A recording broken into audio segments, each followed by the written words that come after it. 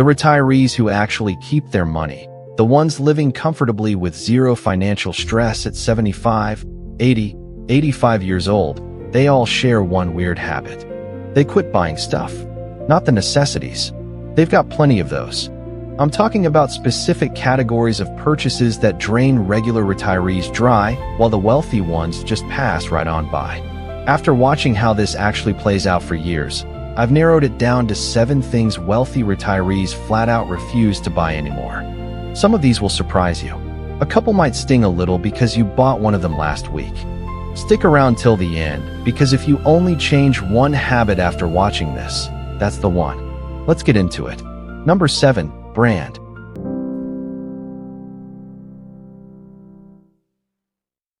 New cars. Look, I know this one's been said 1,000 times, but most people miss the real reason wealthy retirees avoid them. It's not because they can't afford them.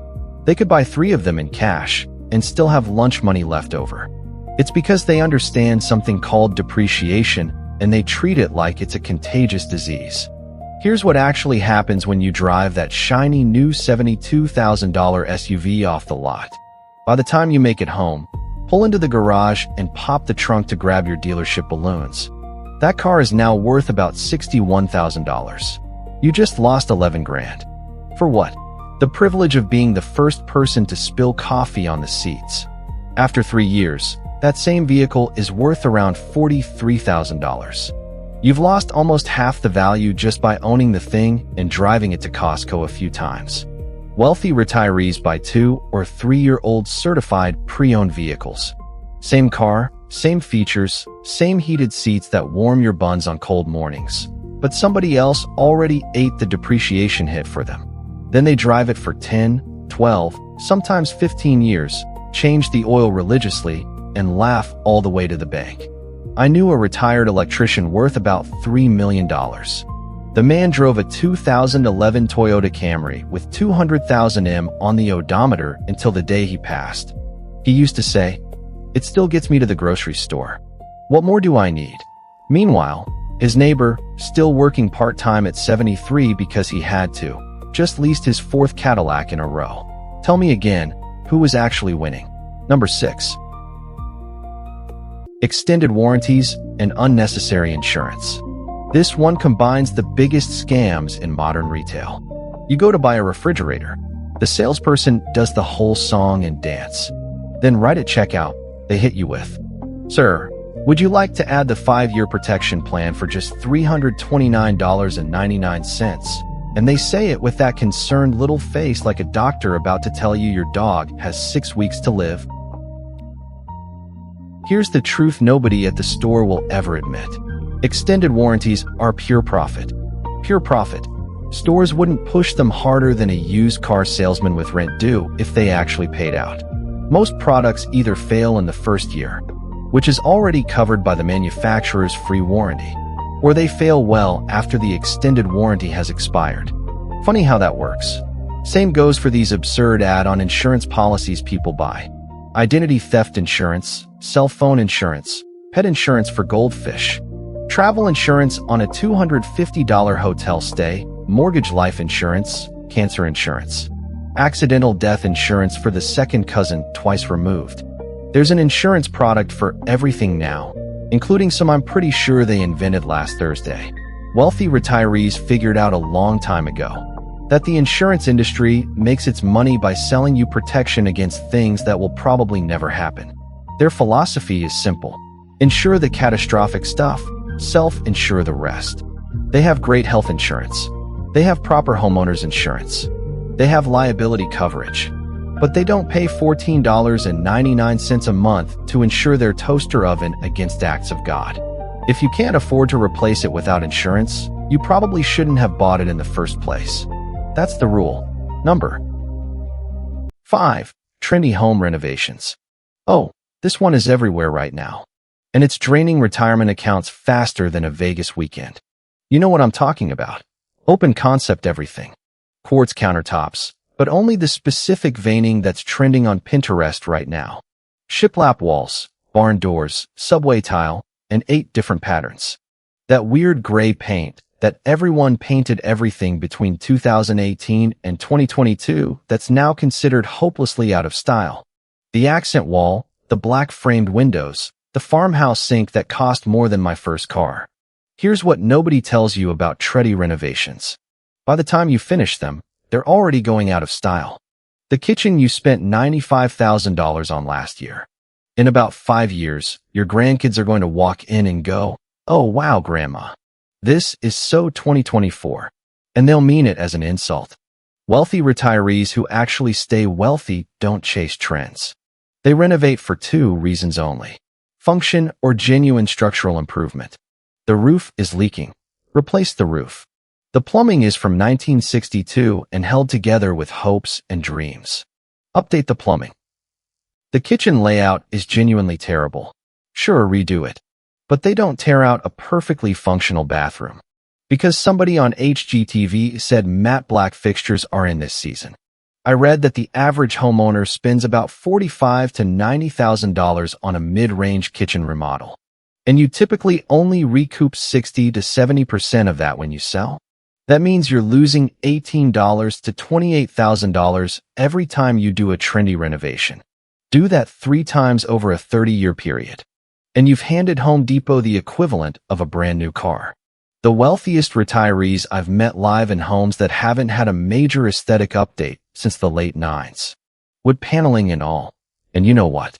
Their bank accounts look fantastic. Number 4, luxury status goods. Now, this one's interesting because there's a real psychological shift that happens with truly wealthy retirees. It's almost the exact opposite of what most people expect. When folks first start making decent money in their 30s and 40s, they often go through what I call the logo phase. Everything has to scream wealth. Gucci belt, Louis Vuitton bag, the Rolex, the Coach purse. The Tommy Bahama shirt with the giant Marlin logo splashed across the chest like a billboard. But by the time they hit retirement and they've actually built real wealth, something flips in their brain. They stop buying the logos entirely. Why? Because truly wealthy people don't need to advertise.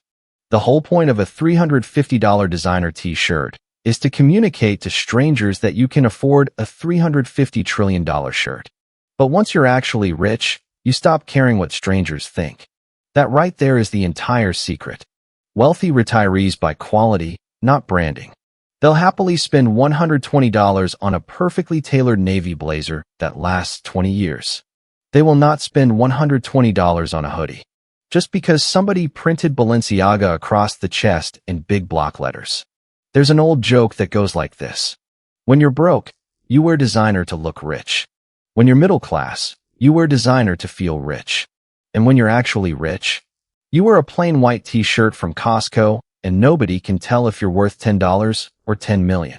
Here's the brutal truth. The only people genuinely impressed by your luxury status goods are people who can't afford them. Real wealthy people see you walking around with a $1,800 designer handbag, and they assume one of 2 things. Either you're in serious debt or you work in marketing. Number 3, expensive hobbies. This is where retirement goes to die for a lot of folks. They spent 40 years working hard, finally hit retirement, and they think to themselves, now I'm going to take up the hobbies I never had time for. Then they pick the most expensive hobbies on the planet. Golf, where the equipment alone runs you a couple grand. The country club membership is $18,000 a year, and every round costs you $100 plus the inevitable $90 you spend on lunch and drinks at the clubhouse afterward. Wealthy retirees aren't anti-hobby. Far from it. They believe hobbies are essential for a happy retirement. But they pick hobbies that cost almost nothing or hobbies they can do at a reasonable cost. Walking, hiking, gardening, which has the bonus of feeding you. Reading from the public library, volunteering, woodworking with tools they already own. Fishing from a $350 kayak instead of a $350,000 yacht. Learning a new language on a $15 a month app. Playing pickleball, which has somehow taken over America and only costs about $50 worth of gear total. The math on this one is wild. A retiree who picks golf and boating as their main hobbies will easily spend $30 to $55,000 per year supporting those habits. A retiree who picks hiking and gardening might spend $600 over a 25-year retirement. That's the difference between leaving your kids $1 million inheritance and asking them to help with the property taxes. Hobbies are supposed to relax you. If your hobby gives you a heart attack every time you open the credit card statement, that's not a hobby. That's a financial obligation with extra steps. Number 2. Percentage-based financial advisors. Buckle up, because this one's going to ruffle some feathers, but it's important. The Snorts financial advisor industry has done a masterful job convincing regular folks that they absolutely need someone managing their money or the whole thing will explode in a giant fireball. Now, look, some advisors are genuinely worth every dollar. Some have saved their clients from making catastrophic mistakes. But the standard fee model, where they quietly skim 1% of all your assets every single year, no matter what, is silently devastating retirement portfolios across America. Let me show you the math because this part is honestly horrifying.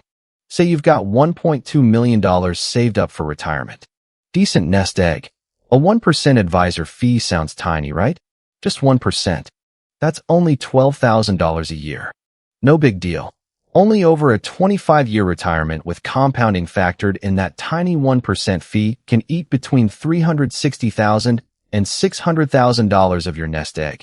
$500,000 gone for someone to occasionally call you up and say, yeah, just stay the course. Ride it out. The market will recover. Wealthy retirees figured this out a long time ago. The savvy ones either manage their own money using simple low-cost index funds, which honestly takes about 20 minutes a year, or they use what's called a fee-only fiduciary advisor. Fee-only fiduciary advisors charge a flat hourly rate or a flat annual fee. Maybe $350 to $550 an hour or a couple grand a year. You pay them when you actually need their advice. Get a comprehensive plan and that's it. No silent percentage, no invisible drain. The math is brutally simple. The less you pay in fees, the more you keep. The more you keep, the longer your money lasts. And the longer your money lasts, the wealthier your retirement actually is. If you're paying 1% or more of your portfolio every year to an advisor, do me a favor and run the actual numbers on what that's costing you over the next 25 years. You might be horrified, or you might decide it's still worth it for the peace of mind. But at least you'll know what you're paying for. And number 1, the silent wealth thief, emotional purchases. This is the biggest one. The one that takes down more retirements than bad investments and medical bills combined. And it's the one almost nobody talks about because it's uncomfortable. Emotional purchases are anything you buy because of how you feel, not because you actually need it. And retirement, my friend, is a minefield of emotional triggers. You're bored on a Tuesday afternoon, so you buy stuff online. You're a little lonely, so you order something just to have something to look forward to in the mail. Your friend posts their cruise photos on Facebook, so you book one, too, even though it's not really in the budget. The grandkids visit, and you spoil them with $450 worth of toys they'll forget about before they're back home. You drive past a dealership and think, I worked my whole life. I deserve this. Sound familiar? Wealthy retirees develop what I call emotional spending immunity. It's like a superpower they've built up over decades. They don't shop when they're bored. They have actual hobbies for that. They don't buy things to feel loved. They call their family. They don't spoil grandkids with money. They spoil them with time, which is way more valuable and doesn't show up on a credit card statement at the end of the month. The most powerful question they ask themselves before any non-essential purchase is this: will I still be glad I bought this in 30 days? Try it. Seriously, the next time you're about to click buy now on Amazon at 10:30 p.m. at night, just pause for a second and ask yourself that one question. If the answer is yes, go for it. But you'd be amazed how often the answer is probably not, and how much money that single pause will save you over the course of a year. Because here's what nobody tells you. The biggest threat to your retirement isn't the stock market, isn't inflation. It isn't even healthcare costs, scary as those can be. The biggest threat to your retirement is you on a random afternoon feeling a little bored, or a little sad, or a little anxious and reaching for your wallet to make those feelings go away. Wealthy retirees figured out somewhere along the way that money can't actually fix feelings, so they stopped trying. And that single realization is worth more than any investment strategy they'll ever use. So, there you have it. The wealthy retirees you see living stress-free in their golden years didn't get there because they hit the lottery or inherited a fortune. Most of them got there by quietly not buying stuff that everyone around them was buying. While their neighbors were financing new SUVs and remodeling their kitchen for the third time, they were keeping the old Camry running, leaving the kitchen alone, and watching the bank account grow. Boring, maybe. But you know what's even more boring? Working a part-time job at 76 because you spent your retirement on golf. If this video gave you something to chew on, hit that like button. And if you want more videos breaking down the real money habits of folks who actually retired comfortably, go ahead and hit subscribe. Drop a comment below and tell me which one of these 7 hits closest to home for you. Be honest, I'm guilty of at least 2 of them myself, so this is a no judgment sound. I'll catch you in the next one. Take care of yourselves and maybe, just maybe, skip that Amazon cart tonight.